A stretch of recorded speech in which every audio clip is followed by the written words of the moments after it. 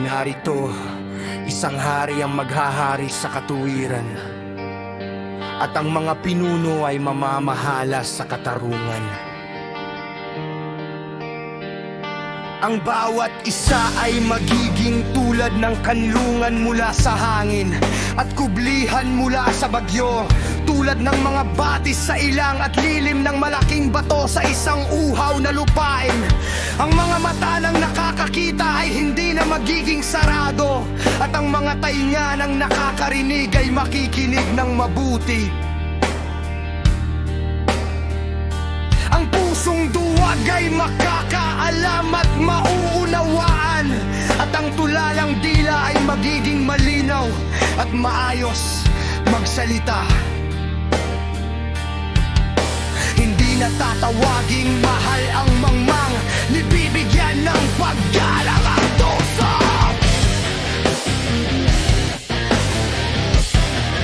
Sa hagdan ng mangmang ay nagsasalita, nagkawakalan.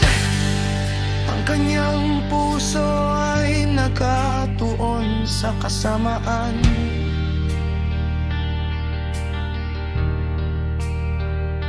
Ginagawa niya ang kasalanan at nagkakalat ng kamalian tungkol sa yawa.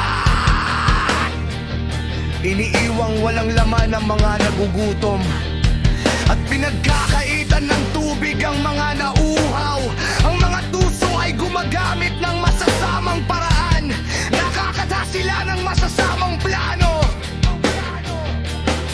upang sirain ang mga dukha sa pamamagitan ng kasinungalingan, kahit na ang daing ng mga nangangailangan ay makatarungan. Ngunit ang marangal ay gumagawa ng marangal na mga plano, at sa pamamagitan ng marangal na mga gawa siya ay maninindigan. Ang mga babae ng Jerusalem, kayong mga babaeng lubhang kapante, bumangon kayo at makinig sa akin. Kayong mga anak na babaeng naniniwalang ligtas, pakinggan ninyo ang aking sasabi.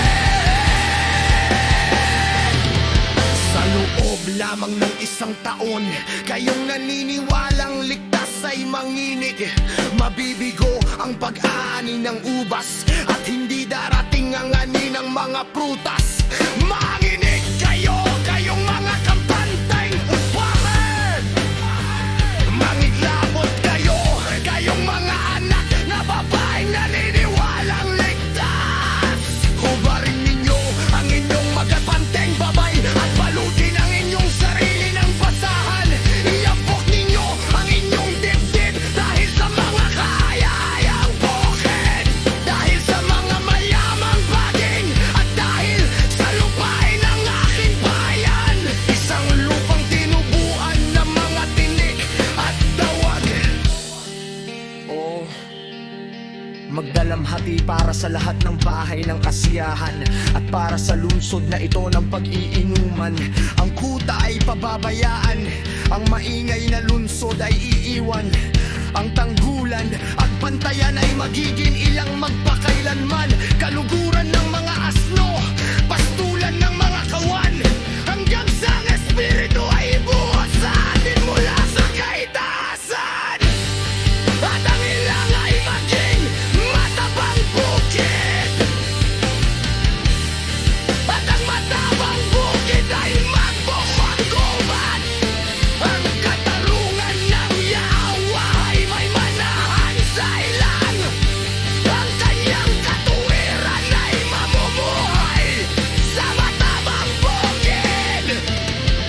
Ang bunga ng katuwiran ay kapayapaan, ang epekto nito ay katahimikan at katiyakan magpakailanman.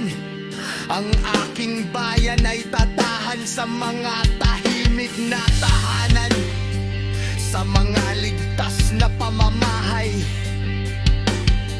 sa mga hindi magugulong.